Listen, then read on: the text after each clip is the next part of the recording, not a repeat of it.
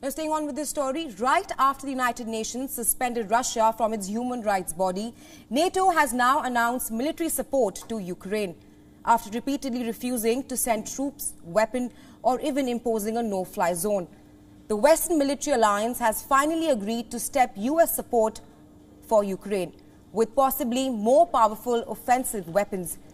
Individual NATO member countries have been providing anti-aircraft and anti-tank weapons, as well as equipment and medical supplies.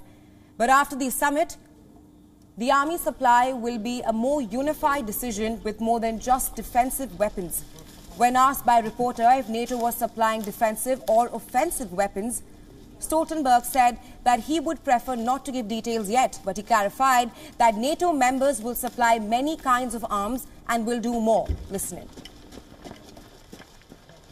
We agreed that we must further strengthen and sustain our support to Ukraine so that Ukraine prevails in the face of Russia's invasion. And of course they need different types of weapons.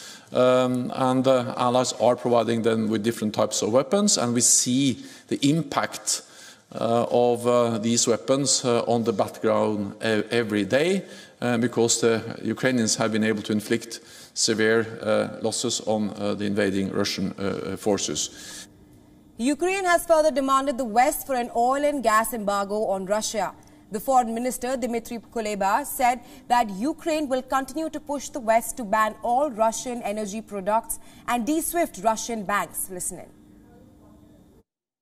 We will continue to insist on full oil and gas embargo for Russia, on de-SWIFTing all Russian banks, on making sure that all ports are closed for Russian vessels and Russian goods, with the minimal number of exemptions from it based on humanitarian grounds. And I call on all allies to put aside their hesitations, their reluctance to provide Ukraine with everything it needs.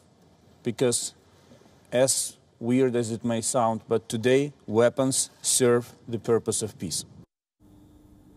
Meanwhile, Finland is all up for a rapid membership to the NATO. The country has a 1,300 kilometers long border with Russia.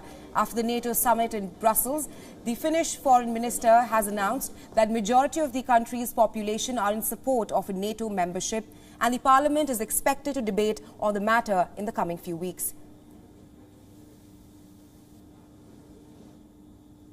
Well, our process is quite rapid. First of all, we can say that common opinion has changed very rapidly since the Russian attack against Ukraine.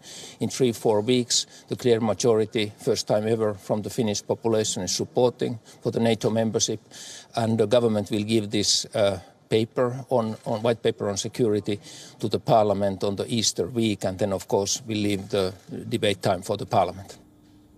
And up on the northernmost polar region of the earth, the sound of gunfire has started echoing as a row of Swedish and Finnish soldiers train rifles and missile launchers on nearby hills. This marks the first time forces from Finland and Sweden have formed a combined brigade in a scheduled NATO exercise in Arctic Norway known as Cold Response.